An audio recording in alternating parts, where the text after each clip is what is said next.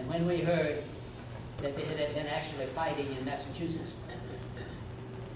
up there in Concord, Massachusetts, and in Lexington, Massachusetts, there in the Continental Congress, it was time for us to find someone who could rally what militia we had to form them into an army, to give armed resistance to the British, who would not heed our pleas for mercy and for justice. I was one of those who, in conjunction with others, suggested that we name George Washington to be our commander-in-chief. Mr. Washington accepted that position.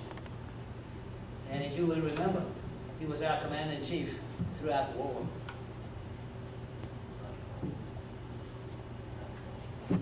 I wasn't there the day the Declaration of Independence was signed. My brother was, Edward, my youngest brother.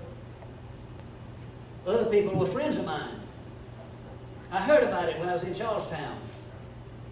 And I will confess that I shed a tear of deep regret. It meant that we cut the ties with the greatest empire in the world. Probably greater than the empire of the Romans 1,800 years ago. It seemed to me that we ought to be able to get along. But on the other hand, experience showed us that we were not going to get along. That the Parliament, which should be our friend, our father, our mother, our helping brother, was indeed totally cold to the needs of the colonies. They looked upon us not as citizens of the empire, but as workers for the empire. And they expected the wealth that we produced to go not to ourselves and not to the empire as a whole, but to England. So I didn't sign the Declaration. I wish we hadn't had it. But once it was signed, it was my duty, of course, to follow along. The king had announced that we as colonies were in rebellion. King George III had called us rebels. I didn't think we were rebels. I thought we were citizens of the empire who were protesting wrongs. And all we wanted to do was to set the wrongs right. But after the Declaration of Independence, and after the king announced that we were rebels, we needed to make our own government. Following the suggestion of the Continental Congress, we had a convention in our state, and we established a Republic of South Carolina. A republic. The Constitution of 1776. We met in convention. We wrote as a convention a constitution. We said that the people would elect a lower house, and the lower house would elect an upper house, and that the two houses together would vote to choose a president and a vice president. There were 5 names suggested. And the rules that we had set up said that the one who had the most votes would be the president, and the one who had the next most votes would be the vice president. And all those who were voting aye received 162 votes. My friend Henry Laurens received 160 votes. And so we were president and vice president of the Republic of South Carolina. But we had said in the document itself, in the preamble, that this would be a temporary government. Temporary government until we could settle the differences. But the differences did not go away. We were not able to settle the differences. 2 years later, it was beyond recall. Within those 2 years, they had been fighting not only in Massachusetts, but fighting along the coast and the fighting in Sullivan's Island. I was the president of South Carolina. General Washington, on his behalf, had sent a General Lee, a General Charles Lee, who had experience as a British general, who came with the greatest of credentials. And Charles Lee came down to Charlestown to help us defend ourselves. And, of a certainty, the fleet came. The British fleet They were ready to take Charleston by sea. We had a half-finished fort on Sullivan's Island. General Lee sent word to my boyhood friend, William Moultrie, sent word to William Moultrie to destroy the fort and fall back. And when I heard that that had been done, I just could not see how that was right. And so I, as president of South Carolina, sent the message to William Moultrie: do not fall back. Complete the fortifications there. And if the British try to attack, defend. Well, the British did try to attack. They tried to attack by land, and because of the lack of maps, they ended up in the swamps. They were unable to come from Long Island across to Sullivan's Island, and so they tried to come by ship.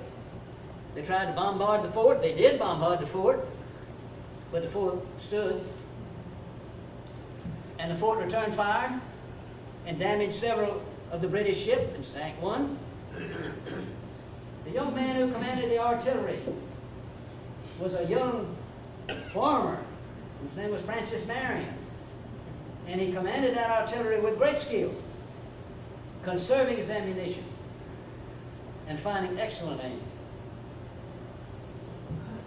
And when one of the British shells hit the staff on which our flag, our blue flag, with a rising crescent moon on it, and that flag hit the ground, this young man, William Jasper, leaped across what protection there was from the palmetto logs, took the flag, and fastened it high again. And after the battle, I sent a hogshead of rum to the men, and I sent my own sword as a reward to William Jasper.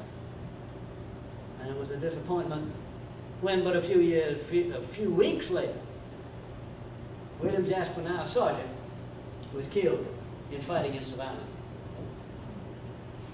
I had much trouble with Charles Lee. Charles Lee had come with all the reputation, but all the military orders that he'd given seemed to me to be wrong. And even though he had the reputation of a military man, and of course I had never been on a battlefield before in all my life, but I was the president of the Republic, and so I countermanded him. We didn't get along at all. As a matter of fact, Charles Lee went back, and as you may remember, he and George Washington didn't get along at all.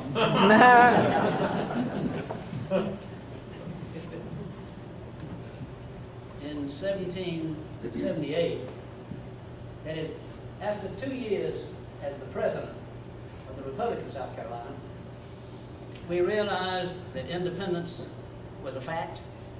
It was time for us to establish not a temporary republic, but establish a government in which we would cooperate with the other colonies as one of the states, to be united together in our resistance to the British.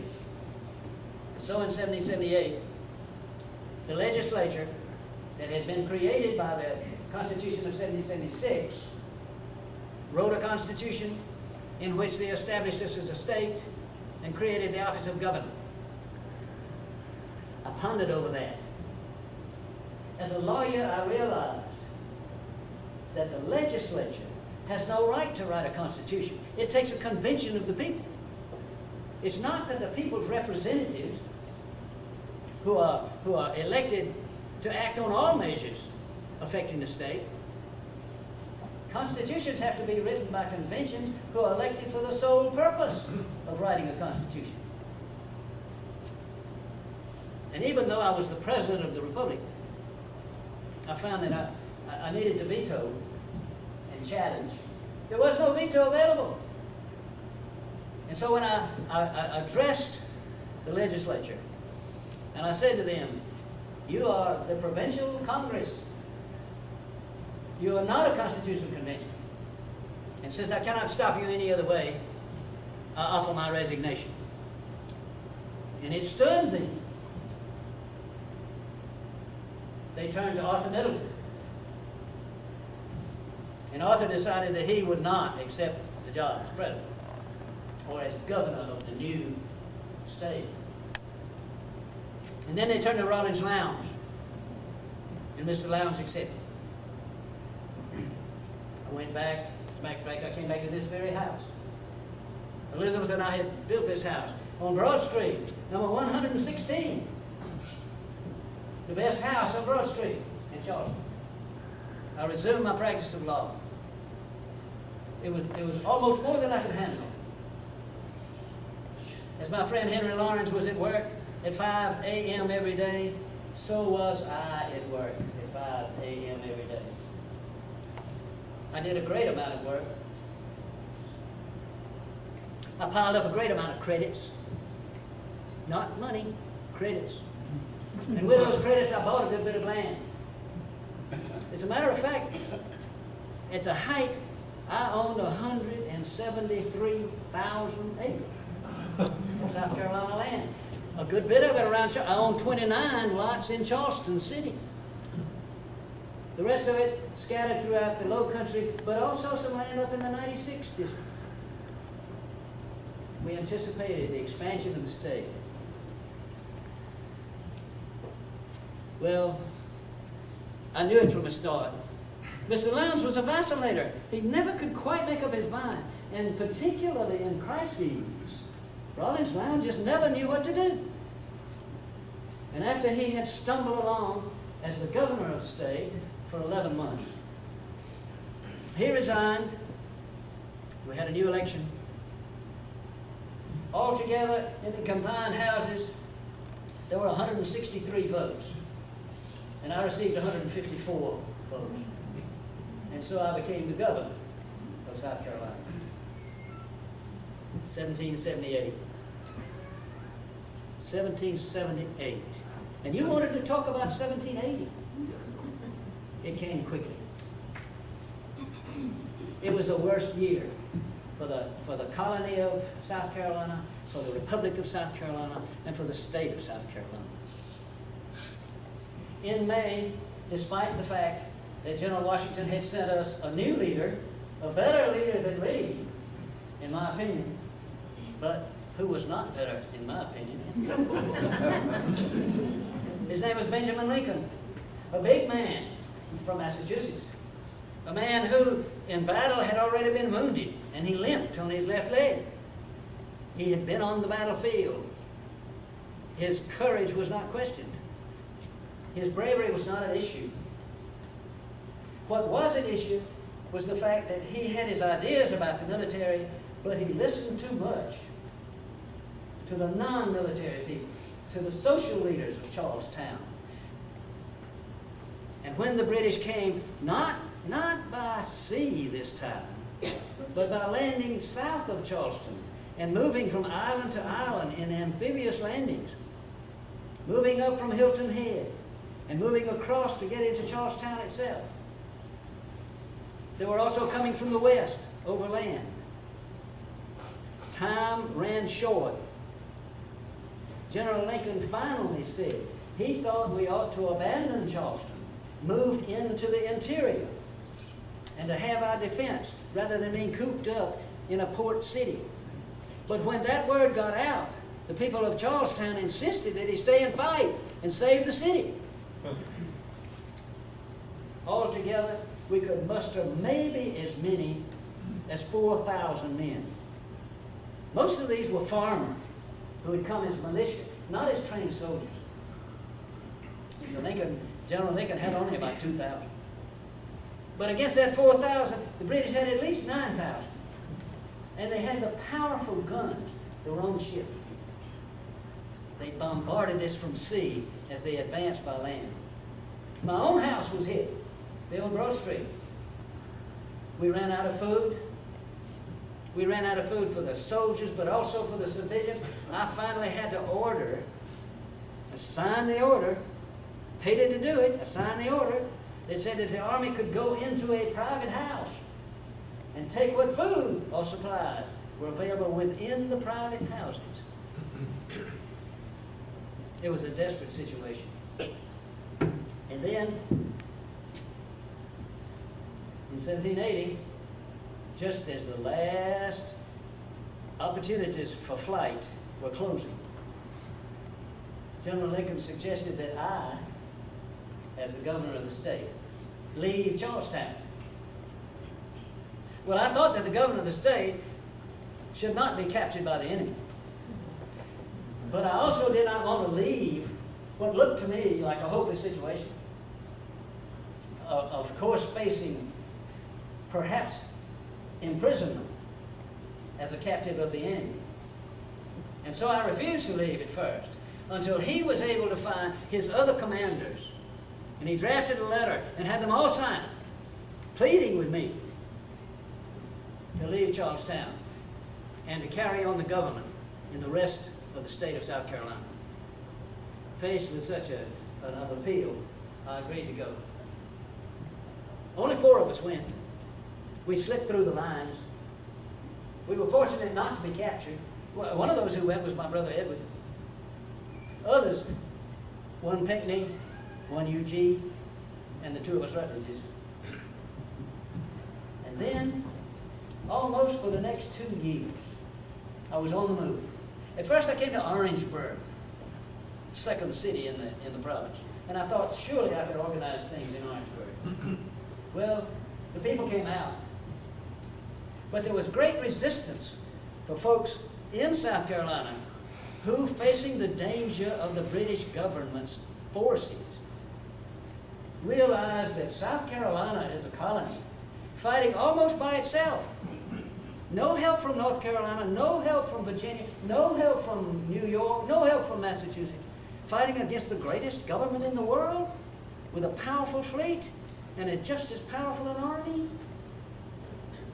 And so I was not able to raise many recruits. In fact, a great number of the people in the colony, having given up hope of independence, flocked back to the British crown. They began to fly the British flag over their houses. Many of them had gone and signed documents.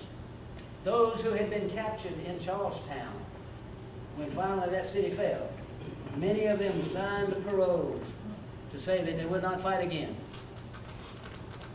Later, some of them said, although not all of them, they would not only not fight against the Americans, they would fight for the British. Not just staying neutral, but actually fighting for the British. The British demanded that. And some people agreed. Not all. Not only did Charleston fall, but a few months later, in Camden, which was another one of the major cities, which the British had picked, in a battle in Camden, a terrible battle. General Washington had sent General Gates down to defend Camden. General Gates came with all the reputation of having been the victor at Saratoga. He came with all of the announcement as to what he was going to do. He had with him another general, a German, de Kalb. I had never met de Kalb, but I came to realize that he was probably the best of the generals in South Carolina at the time. But the commanding general was Gates.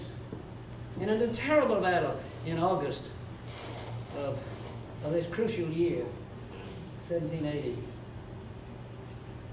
Gates's army was decimated, badly defeated and scattered. Gates himself fled the area. And so we had lost 2 armies, one in Charlestown, one in Camden. And there were other battles round about. There was one general named Sumter who had gone up to Fishing Creek, and he was going to fight. And he tried to fight, and he was badly defeated again. It was a dark, dark time. Frankly, a lesser man than I would have been ready to quit. Added to the problem was the rumor that kept coming back, and that is that the Continental Congress up there in Philadelphia, that Continental Congress was ready to turn the 3 lower colonies back to England. That is to give us South Carolina and also Georgia and also North Carolina back as colonies to England in order for the rest of the colonies to be independent. I heard this rumor, as did others. I even wrote the Continental Congress and said, you need to make some statement about this. Frankly and gratefully they did. They denied that there was any such plan to cut the colonies in any way and give some of them back without question to the British. But it was unnerving. But one thing that came there was a bright light among all the darkness of 1780. And that was this man that I had once commended for his action in the Battle at Sullivan's Island, in what we now had begun to call Fort Moultrie. In that battle back in 76, Francis Marion had been the artillerist. And he, after having recovered from an unfortunate accident where he had badly damaged his legs, which incidentally were never strong anyway, probably from birth, his ankles had been weak and malformed. Francis Marion looked anything but like a general. His arms were a little too long, reaching close to his knees. He had a hawk nose. He was not as tall as most people. He was of lesser stature than most. And he was slender. He looked like anything but a gentleman. But there was something about Francis Marion that made men rally to him. He had had experience, which other men knew, which he himself never trumpeted about, as did General Gates, for instance, and as did General Lee. But Francis Marion was able to get a few people. The first thing that he did to bring some ray of sunshine into the life of the state of South Carolina in 1780 was to intercept a group of British soldiers who were transferring prisoners that they had taken at Camden down to Charlestown. Marion, hearing of it, surprised them near Nelson's Ferry, sent the British running, captured some, and turned loose the 150 men. But there was a dark side to this new ray of sunshine. Of those 150 men, Marion gave them a choice. Either go back home and quit the war, or go on to Charleston and be a prisoner. And another month or so down at Black Mingo Swamp. He didn't surprise them, but he outfought them. A group of some British, but mostly Tories, under the command of a man named John Cumming Ball, a cousin of my friend Henry Lawrence. Ball escaped by running into the swamp, and he left his horse, which Marion took for his own. The Big Red, Marion named him Ball, rode him to the end of the war. Prisoner of war.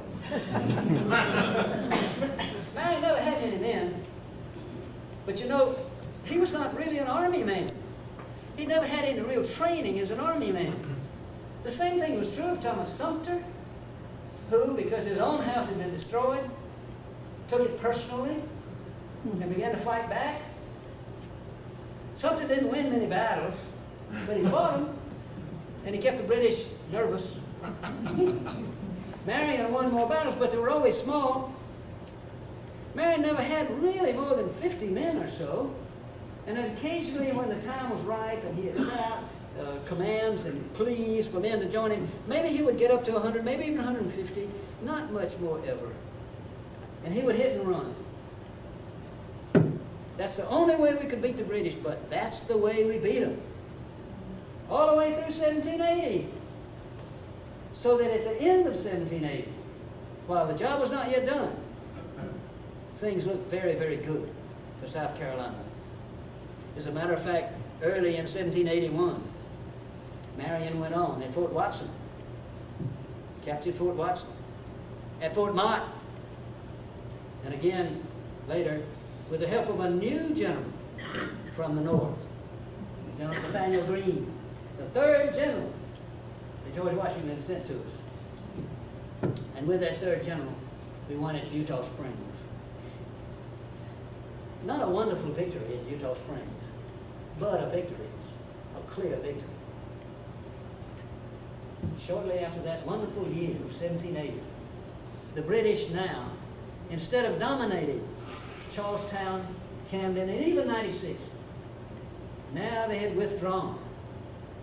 And they were occupying only enclaves, Georgetown, Charlestown, further south along the islands. The British, as we know, never got over it. 1780, great, we ought to celebrate 1780. We ought to celebrate its 100th anniversary. that we ought to in the future celebrate its 200th anniversary, its 225th anniversary.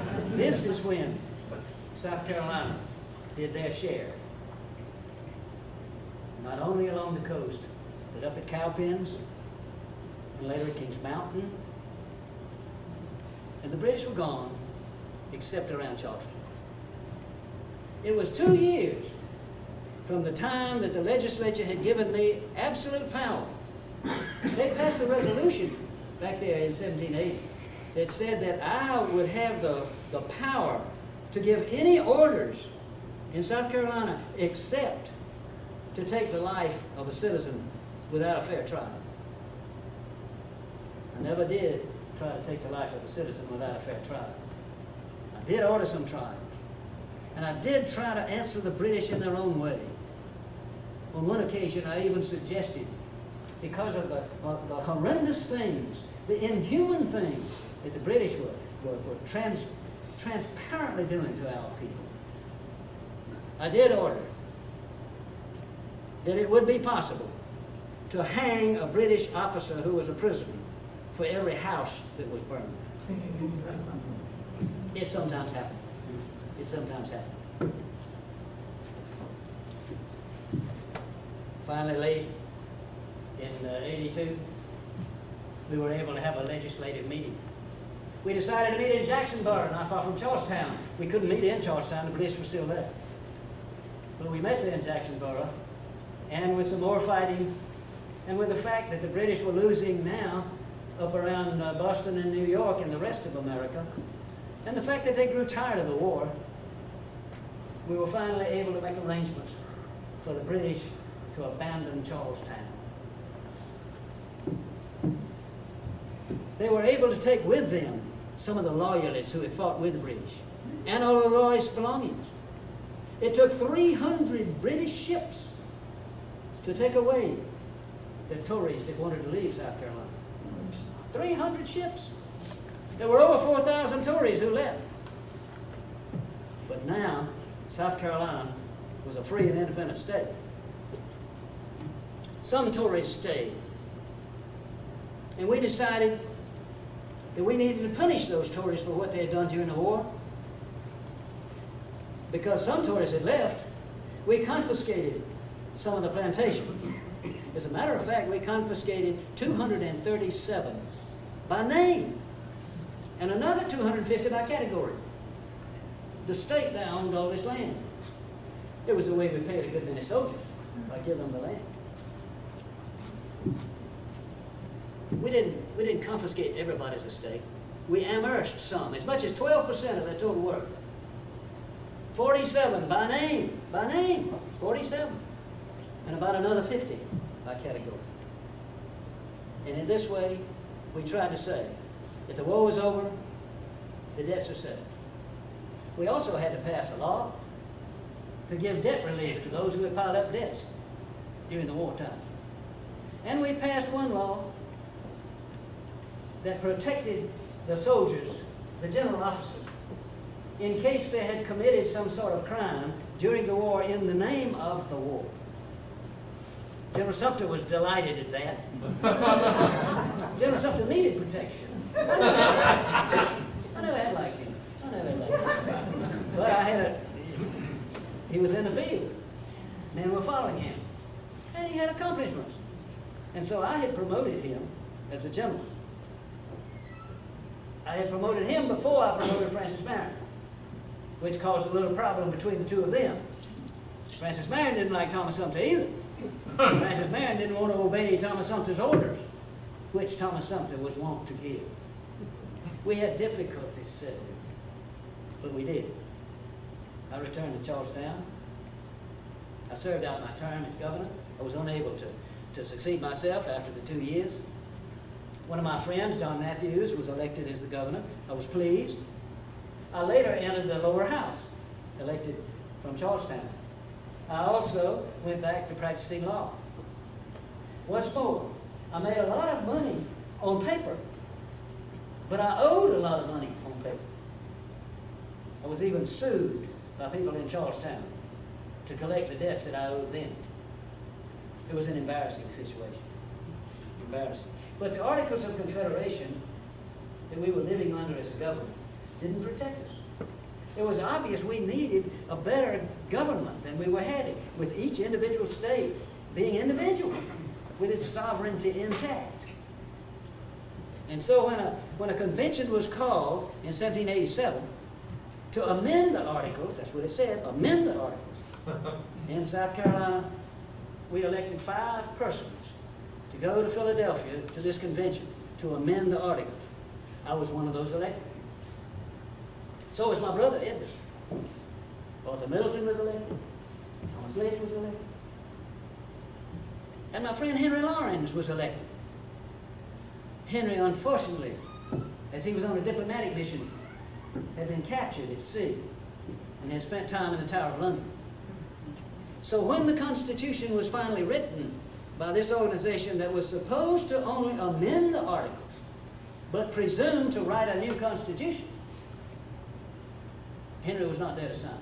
We left a space for him on the Declaration for his name to be put, and it never was put. So 4 men from South Carolina, Middleton, Lynch, and Rutledge, signed the document.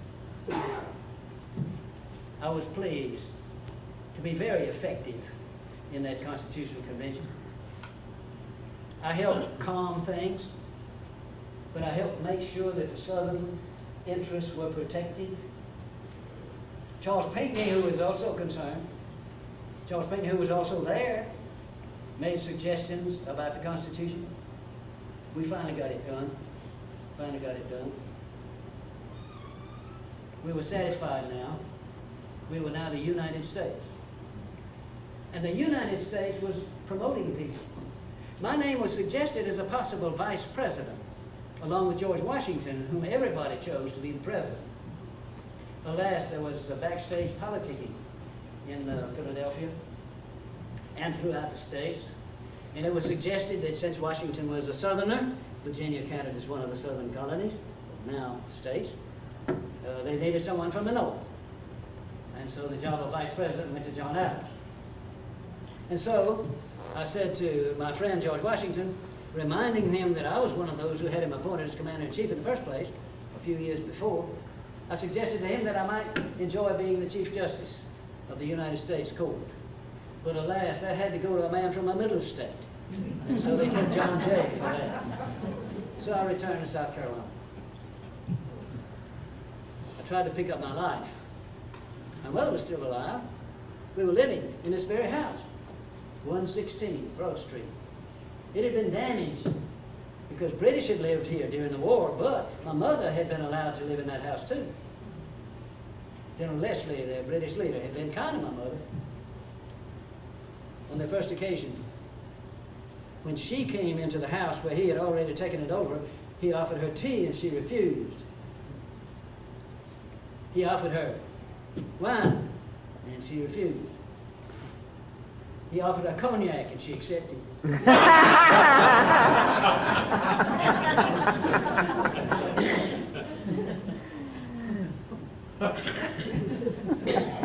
I was named as a judge in South Carolina, but I declined, because even though the Chief Justice job in the federal government went to John Jay, my friend Washington appointed me as an associate justice. And so I was a judge of the Supreme Court, but not the chief, of the very first Supreme Court. It meant that I had to ride circuit twice a year. And the circuit went all the way up to Pennsylvania and down into Georgia. It was time consuming. It was wearing. And so, after 2 years, I resigned as Associate Justice of the Supreme Court and took the job of Chief Justice of the South Carolina Supreme Court. I had to ride circuit in South Carolina, but it was not so bad. I did not have the reputation of being punctual. And occasionally, in their power, a grand jury would even send presentments against the judge himself. But on one occasion, the grand jury presented me with the fact that I was not in the courtroom at 10 o'clock. And I called the grand jury together and I marched into the room and I let them know, gentlemen, it is never 10 o'clock until I am in this room.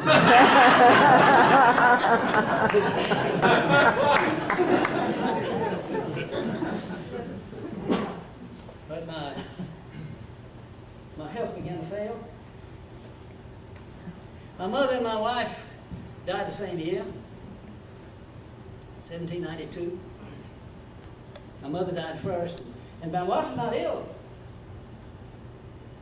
but she collapsed so quickly. Yeah, almost to call it a sudden death.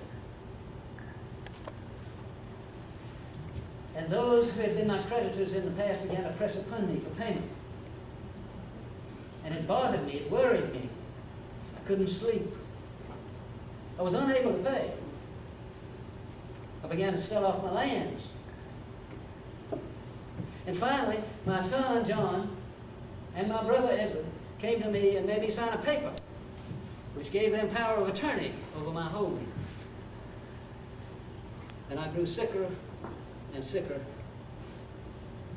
And that's when they began to say that I was eccentric and that I was forgetful.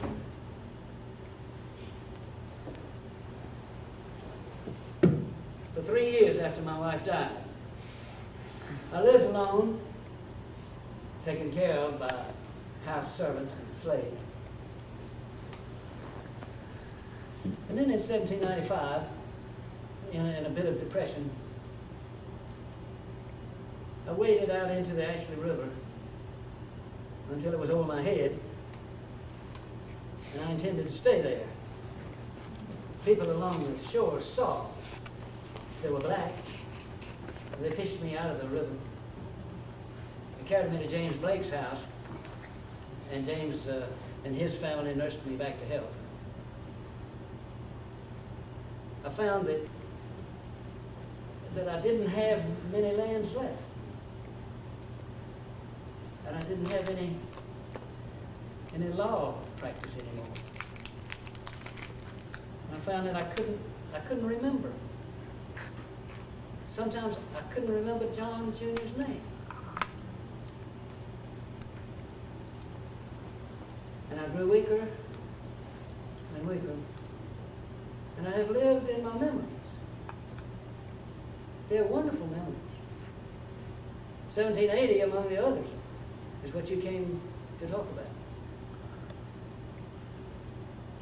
And I think that there are a few days left. After all, I'm 60. But in those few days, I'll remember the past days. And give thanks for them and for tomorrow. God bless you and South Carolina.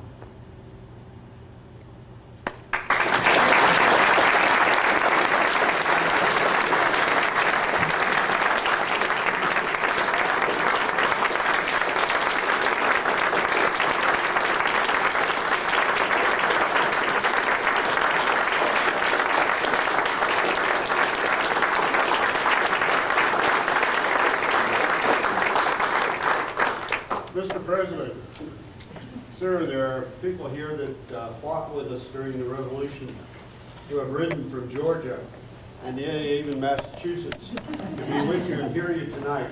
Sir, would you entertain just a few questions before you retire? First, I would like to salute them and all the others who spent those dangerous days in 1780, but in other days as well. And I salute you. So much for him. If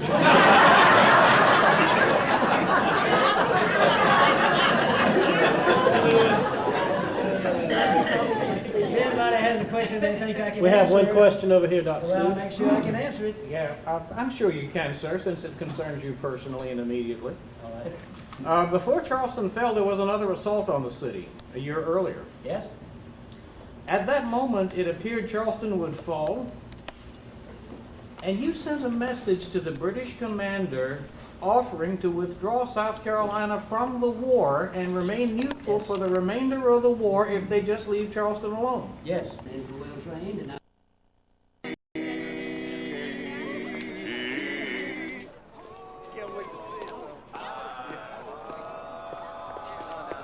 Yeah, I know.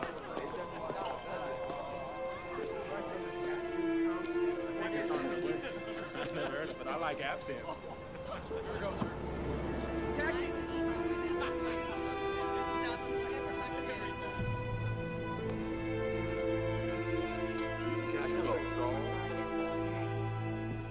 Well, how you doing, old Gordon?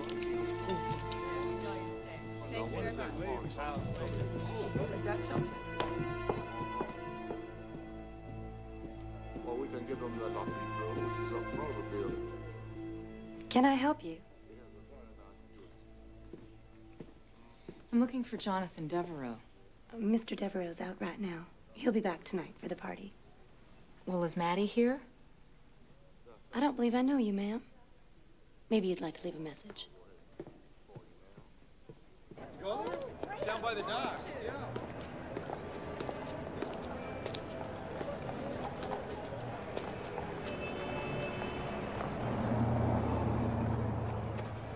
Guest to the concierge here at the hotel.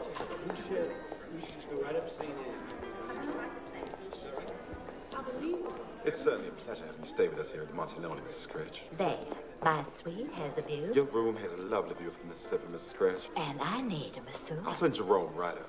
Bruce? 1420, Mrs. Scratch. Hello.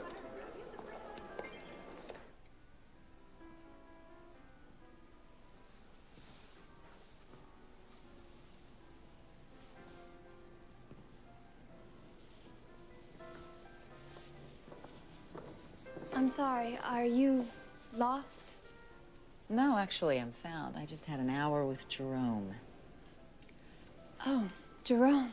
I've heard that he is marvelous. He's fabulous. I haven't felt this good since the day my husband died. So I've got something for tonight, but I think I need Armani. Yes, very good, Mrs. Critch, Suite 1420. Of course. I'll be charging it to my room.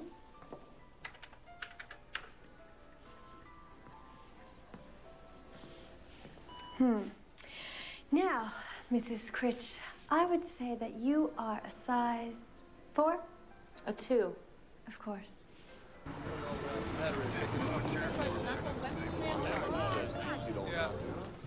Find out and get it right back to you, right?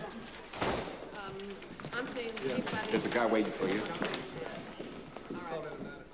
Yeah, they pulled that on out already. That's all the paperwork on it, I hadn't done that. Did you catch that thing? What'd you use for bait?